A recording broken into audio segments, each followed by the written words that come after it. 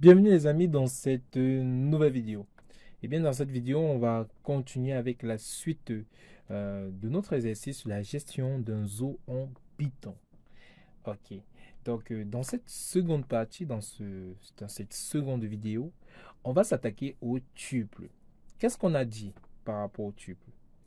On dit que les tuples sont similaires à une liste, en ce qu'il est également une collection ordonnée d'éléments. Cependant, un tuple est immuable, ce qui signifie qu'une fois créé, vous ne pouvez pas modifier, c'est-à-dire faire des ajouts, de la suppression ou encore changer des choses.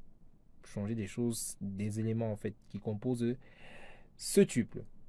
Essayons ensemble de comprendre vraiment cette notion de tuple.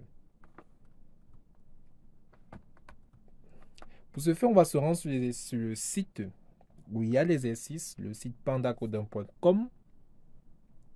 Alors, on est au niveau de l'exercice 2. Si vous n'avez pas encore eu à traiter l'exercice 1, je vous invite à regarder la vidéo précédente qui vous permet de vous mettre à jour par rapport à l'exercice 1. Donc, nous sommes au niveau de l'exercice 2. L'exercice 2, on dit utilisation des tuples. Le premier volet et le seul volet de cet exercice, c'est la création d'un tuple de type d'alimentation. Alors, ce qu'on va faire, c'est qu'on va copier ce tuple. OK? Et ce qu'on va faire, c'est qu'on va venir dans PyCharm. Bon, là, c'est exercice 2. Donc, je vais porter là. Je vais faire un truc pour vraiment spécifier qu'au niveau, au niveau de l'exercice 2. OK. Super. Donc là, je spécifie bien qu'on est au niveau de l'exercice 2. OK. Et là, maintenant, je peux créer mon tuple. Super. Donc, exercice 2. Liste, création d'un tuple d'alimentation. Ok, donc on a notre type d'alimentation. Alors maintenant, ce qu'on fait, ce qu'on demande à la question, c'est tenter de modifier un élément du tuple pour voir ce qui se passe. Expliquer le résultat. Bah, on va essayer de faire. On a dit que les tuples se comportent un petit peu comme des listes. Donc, on peut accéder aussi avec des indices. On va voir ce qui se passe réellement. Alors, je dis alimentation et je mets crochet, je mets 0. Et par exemple, je suppose que ça reçoit granivore. Granivore, on suppose. Granivore. Ok. Parce qu'on a herbivore, carnivore, etc. Ok, super. Donc, je suis à ce niveau-là. Je suis à ce niveau. Je peux print ici pour qu'on essaie de voir qu'on est au niveau de la création d'une liste, d'un tuple, pardon. Ok. Donc, je mets un truc comme ça. Et je fais mes accolades. Super.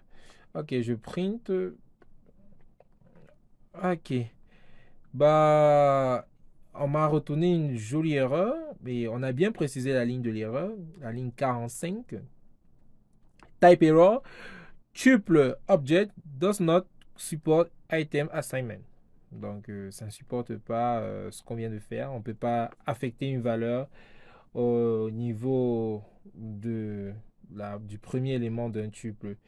Donc, pourquoi? Parce que les tuples sont immuables. On a bien dit ça. On ne peut pas modifier dès qu'elles sont définies. On ne peut plus modifier les éléments qui sont en son sein. Donc, c'est un petit peu ça. Donc, cette ligne est à mettre au niveau en commentaire, tout simplement. Vous observez qu'on a, on nous a affiché tout ce qui marchait bien, en fait, sauf cette ligne où on essayait d'affecter à alimentation, à la première alimentation qui est herbivore, granivore. Donc là, on va commenter et on a fini avec la première question. Donc déjà, un tuple, on ne peut pas ajouter des éléments, c'est comme j'ai dit ici. Un tuple, un tuple immuable, c'est qui signifie qu'une fois créé, vous ne pouvez pas modifier, c'est-à-dire ajouter, supprimer ou changer ces éléments. Très bien. On passe à la prochaine question. Et la prochaine question, on demande d'utiliser l'opérateur de décomposition pour affecter les types de régimes alimentaires du tuple à des variables à des variables individuelles. Comment on essaye de faire ça? Comment on fait ça, les amis? Et essayons de voir ce que ça nous dit, en fait. Le rôle, le pourquoi on fait ça. Ok, l'objectif ici, c'est que, bon, comme on peut pas, par exemple, bon, l'objectif ici, c'est de prendre un tuple et le décomposer en plusieurs variables. Donc, c'est un petit peu ça. Donc, c'était la question. Bon, je continue seulement, hein. Donc ici, on a dit l'opérateur est décomposition. Donc qu'est-ce qu'on fait ici? On va créer notre première variable aliment 1, virgule, ok, aliment 2, virgule, ok, aliment 3, virgule, ok, aliment 4, virgule, ok, aliment 5, ok. Et on va dire que tout ça, ça reçoit aliment, alimentation. Ok. Donc, qu'est-ce que ça signifie? Qu'est-ce que ça fait concrètement? C'est simple. Pour vérifier ce que ça fait, ok, on va print A1 et on va voir ce que ça fait. Donc, l'objectif ici, c'est que je prends aliment, je le décompose, comme aliment contient 5 éléments, ok, je le décompose en 5 variables. Donc, en ordre, normalement, en ordre, chaque variable va tout simplement récupérer les différentes valeurs qui se situent au niveau de notre tuple.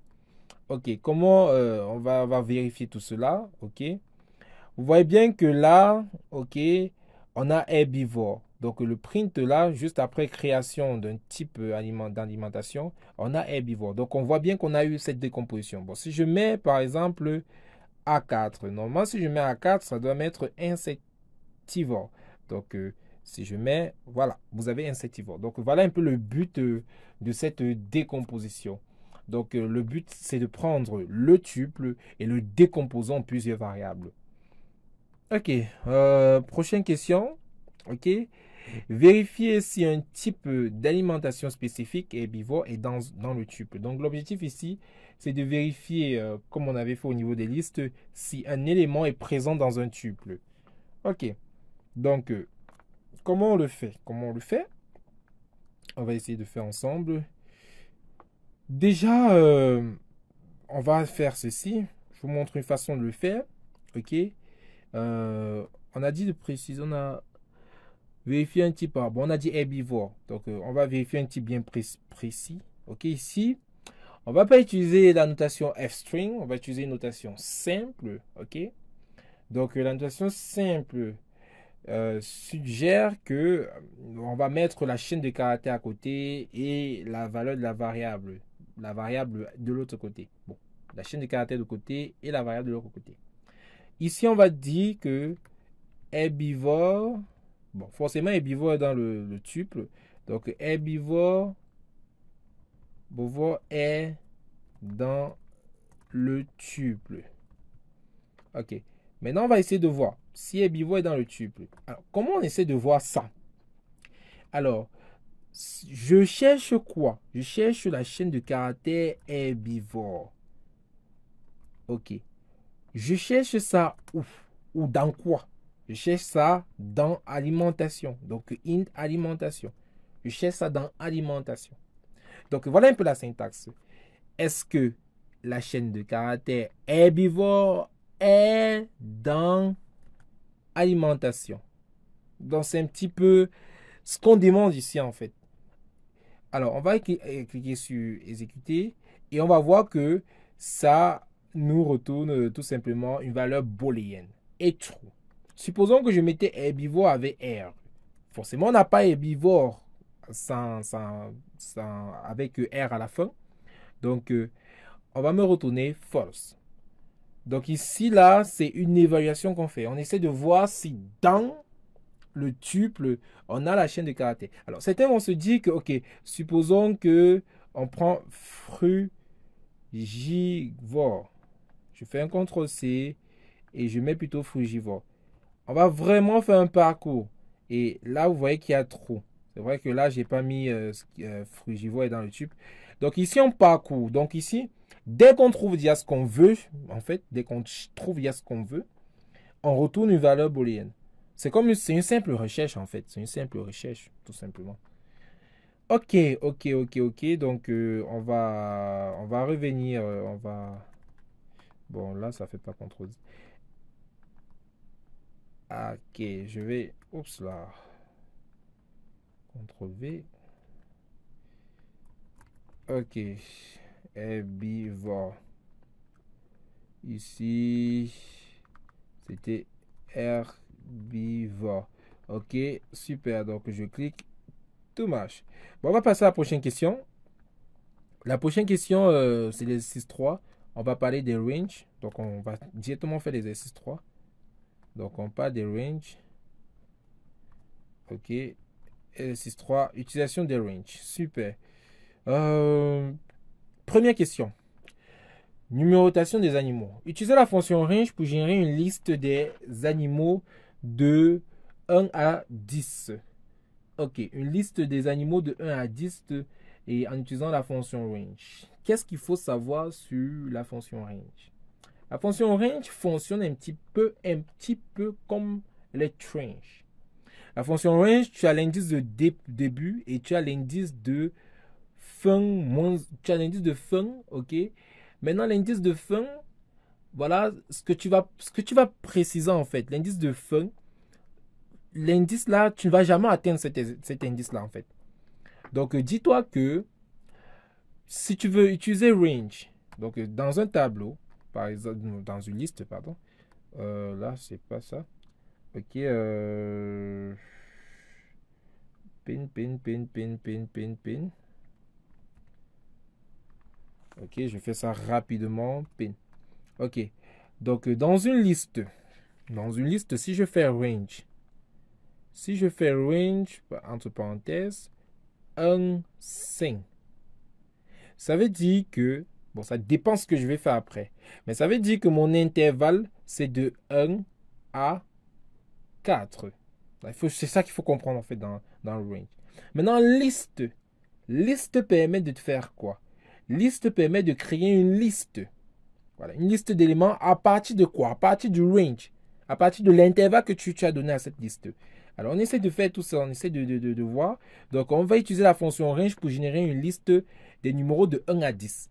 Donc, on va générer une liste qui part de 1 à 10. Mais les 1 à 10 là sont générés par qui ou par quoi? Par range. Donc, c'est ce qu'on va faire ici. Donc, on va dire numéro, ok? En sachant que numéro, c'est la liste. On utilise la fonction liste, ok? Entre parenthèses, on utilise la fonction range, ok? Entre parenthèses, on précise les intervalles de 1 à 11 parce qu'on a dit de 1 à 10 et on a bien vu que lorsqu'on met 11, on va partir plutôt à 10. Donc, on va partir de 1 à 10. On va retirer moins 1, ok? Et je peux faire un print numéro pour que vous essayez de voir comment cela va nous retourner une liste voilà, de 1 à 10. Tout simplement. C'est pas compliqué. C'est vraiment pas compliqué. Vraiment pas compliqué. Donc, je fais un truc un peu ici, comme ça. Je fais un print pour qu'on essaie de bien distinguer les différents exercices là. C'est que ça fait un peu tout touffu. Ok.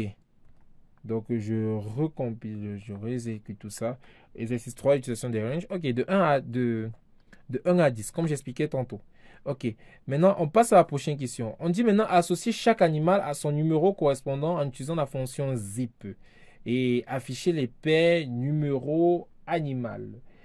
Alors, on va essayer de faire ça. Ok, la paire numéro animal. Ok, associer chaque animal à son numéro correspondant en utilisant la fonction zip et afficher les paires numéro animal. Ok, essayons de faire cela. Donc, on va sur la question 2. Ok, bien. Alors, la fonction zip, déjà, qu'est-ce qu'elle fait? La fonction zip, elle va prendre deux listes, si vous avez bien compris. On va prendre le numéro et on va prendre la liste numéro, on va prendre la liste animaux.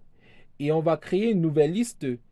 Et cette liste, en fait, va être un tuple, puisque à chaque numéro, on va associer un animal. Un animal, pardon. À chaque numéro, on va associer un animal. Vraiment désolé. À chaque numéro, on va associer un animal. Donc, c'est un petit peu ça. Ok, donc, on va dire quoi? on va appeler la liste animaux numérotés. Numérotés. Ok, pour dire un animal qui a un numéro en fait. Alors, on a dit qu'on doit générer une nouvelle liste, puisque cette liste va être une association entre le numéro et l'animal en question. Donc, j'espère que vous comprenez un peu bien la notion qu'on veut faire ici. Là. Donc, la fonction zip, en fait, elle va combiner les éléments des deux listes en une seule liste de tuples, où chaque tuple contient un élément de chaque liste fournie. On va dire ça comme ça. Ok, on va faire liste. Donc, liste. Maintenant, on va utiliser quoi? On va utiliser zip, comme j'ai dit tantôt. Maintenant, je zip quoi? C'est comme une fermeture. C'est comme deux extrémités d'une fermeture. Je ne sais pas si vous voyez un petit peu ça. Donc, c'est un peu comme une fermeture et on va essayer de fermer notre fermeture, notre braquette en fait. Et c'est ce qu'on veut faire ici en fait. Donc, on a numéro. Ensuite, on a la liste animaux. Ok, super. Donc, à partir de là maintenant, on va essayer de print tout ça. On va essayer de print tout ça. Et ce qu'on va faire, c'est que... Bon, ici, je vais utiliser fstring. Ça ne dérange pas si tu n'utilises pas ou pas. Donc, numéro et animaux. Numéro et animaux. Ok, donc deux points. Et j'interprète tout ça. Animaux numérotés. Super. Alors, on va essayer de voir ce qui se passe lorsqu'on fait cela. On va essayer de voir. Et vous voyez bien qu'on a une espèce de liste de tuples. Voilà, liste de tuples. Donc, le lémurien, n'oublions pas qu'on a inversé la liste animaux. Donc, le lémurien, maintenant, il est à la position 1. Donc, le lémurien va prendre le numéro 1, le chimpanzé numéro 2, le kangourou numéro 3, ainsi de suite. Donc, voilà un peu ce qu'on demandait en fait. De prendre un numéro, le numéro qu'on a généré ici, et de l'attribuer à un animal de la liste. Donc, c'est tout simplement ça. Prochaine question. La prochaine question demande de générer un range de 10 nombres pairs commençant à 2. 10 nombres pairs commençant à 2. Si vous avez bien compris la notion de range, ok? Donc, 10 nombres pairs commençant à 2. Super, 10 nombres pairs commençant à 2. Donc, déjà, il faut savoir que les éléments sont des nombres pairs. Ok, essayons de nous battre à faire cela. Donc, 3, ok. Bien, on va appeler ça nombre pair. Nombre pair. Super. Alors, forcément, on commence, on va créer une liste. Donc, liste range. Range, ok. Entre parenthèses, qu'est-ce qu'on va mettre là-bas? Qu'est-ce qu'on va mettre? Qu'est-ce qu'on va mettre? On a dit quoi? On essaie de revoir. On veut générer 10 nombres pairs commençant à 2. Alors, si on veut générer 10 nombres pairs, est-ce que cela commence à 2? Forcément, on va quitter de 2 à combien? À 20. Voilà, je crois c'est 20. 10 nombres pairs. Oups là. Si on veut quitter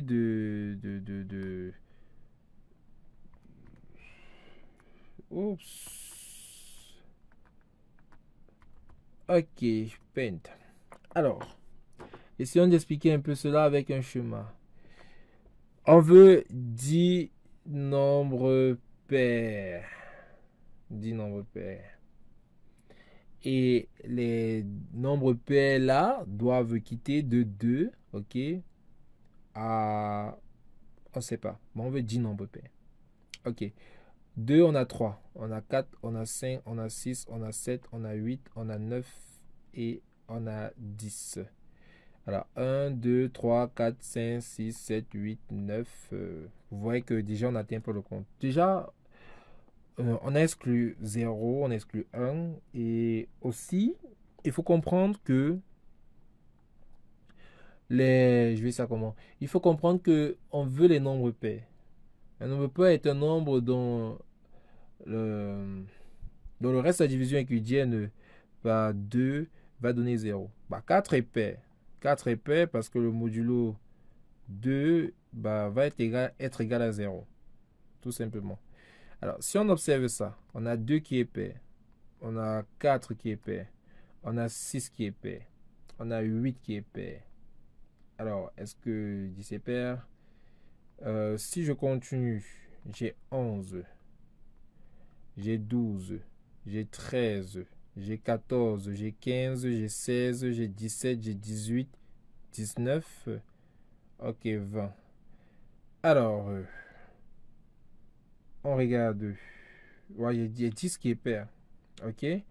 12. 12. 14.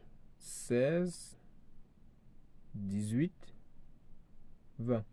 Alors, si on compte, ça fait 1, 2, 1, 2, 3, 4, 5, 6, 7, 8, 9, 10. Super. Donc, ici, on doit voir qu'on doit quitter de 2. On doit quitter de 2 à 20. Maintenant, il faut faire attention. On veut quitter de 2 à 20. Maintenant, quand on quitte de 2 à 20, ce qu'on doit avoir dans notre liste doit être 2, 4, 6, 8, 10, 12, 14, 16, 18, 20. On ne doit pas avoir le reste, c'est-à-dire les nombres impairs. Si vous remarquez bien, à chaque fois, on va sauter 2 fois. On va sauter 2 fois. Si on peut dire ça comme ça, on va sauter 2 fois. On va faire un pas de 2. On va faire un pas de 2. Donc, on essaie de faire ça. On essaie de réaliser ça. On sait déjà que l'intervalle, c'est de 2 à 20. L'intervalle, c'est de 2 à 20. Et ce qu'on fait ici, c'est faire des pas. Voilà, des pas de 2 en fait. Des pas pairs. Si on peut dire ça comme ça, des pas pairs. Ok, donc, je vais... Des pas pairs en commençant par 2. Donc, ce que je vais faire, c'est que je vais revenir au niveau de mon PyCharm. J'espère que vous avez bien compris en fait. Donc, si je mets là, ça veut dire que je fais 1, 2, je récupère là. 1, 1, 2, je récupère là. Ok. Ensuite, 1, 2, je récupère là. Ensuite, 1, 2, je récupère là. Ensuite, 1, 2, je récupère là. 1, 2, je récupère là. 1, 2, je récupère ainsi de suite. Voilà. Donc, en commençant par 2, bon, on ne commence pas par 2. Après 2, on va compter 2 nombres et le deuxième, on le prend. Voilà. Donc, oui, oui. En commençant par 2, ok, puisqu'on fait un pas de 2, on va prendre 2, ok. Ensuite, 3, 1, 4, on le prend, ok. Ensuite, de 4, on prend 5 et 6. Voilà, ouais, dans un truc comme ça. Donc, je fais un pas de 2, 2, 2, 2. Donc, je dois à chaque fois prendre le deuxième élément lorsque je fais mon pas de 2. Ok, donc, si c'est tout, si c'est vrai, c'est bien compris, on peut maintenant d'abord, premièrement, ce qu'on va faire, c'est qu'on va mettre l'indice de début. Ensuite, vu que vous avez compris qu'on va s'arrêter à 20, on doit mettre plutôt 21. Voilà. Ensuite, on va préciser le pas. On va préciser le pas. Ok. Donc, normalement, si on a bien raisonné, si on a vraiment bien raisonné, on doit avoir les différents éléments pairs. Super. On a les différents éléments pairs. On a 2, 4, 6, 8, 10, 12, 14, 16, 18 et 20. Donc, c'est comme j'ai dit tantôt, c'est comme j'ai fait dans mon pen. On doit procéder comme ça. Ok, donc c'est un petit peu ça. La question 4, on demande de générer un range des 10 premiers nombres impairs. Ok, on va générer un range des 10 premiers nombres impairs. Super. Ok. Donc, je fais encore mon pin là pour qu'on essaie de voir. Ok. Les 10 nombres impairs. On a dit que ça commence par quoi? 10 nombres impairs. Bon, forcément, ça commence par 1. Alors, ça peut pas commencer par 0. Ça commence pas par 0. Ça va pas commencer par 0. Donc, 0 est pair. 0 est pair. 0 est pair. Donc, on commence pas par 0, on commence par 1. Donc, forcément, dans notre range, l'indice de début, c'est 1. Puisque 1 est impair. Ok. Donc, on veut combien? On veut un range des 10 premiers nombres impairs. Alors, forcément, on sait qu'on a 1, 2, 3, 4, 5, 6, 7, 8, 9, 10. OK? Et vous voyez que là, on a des nombres pairs et des nombres impairs. Donc, forcément, on doit aller au-delà. 11, 12, 13, 14, 15, 16, 17, 18, 19, 20. OK. Maintenant, si on essaie de regarder les nombres impairs, on a 1, on a 3, on a 5, 7, 9, 11, 13, 15, 17, 17 et 19. Ok, ça fait 1, 2, 3, 4, 5, 6, 7, 8, 9, 10. Exactement, on a 10 nombres impairs. Ok, maintenant, c'est comme j'ai dit, on va faire un pas de 2. Donc, on va chaque fois récupérer le deuxième nombre. On va d'abord récupérer 1. Après, on saute 2 fois et on récupère 3. Ensuite, on récupère 5. Ensuite, on récupère 7. Ensuite, on récupère 9. Ensuite, on récupère 11. Ensuite, on récupère 13, ainsi de suite. Donc, c'est le même procédé. Voilà, c'est le même procédé. Quand vous comprenez vraiment la logique, vraiment, rien ne peut vous, vous déranger en fait sur ce genre d'exercice. Donc, là, je fais comment? Là, c'est la question 4. Donc, là, ça va me gérer des nombres impairs. Donc, comme on a dit tantôt, on commence par 1 puisque 1 est impair. On s'arrête toujours à 21 parce que si vous avez bien compris, on va s'arrêter à 20. Maintenant, il faut ajouter plus 1 pour que 20 ne soit pas exclu au niveau de notre intervalle. Et on va toujours faire des pas de 2. Donc, si on a bien fait, bah forcément. Alors, bien, là, ça nous génère une erreur.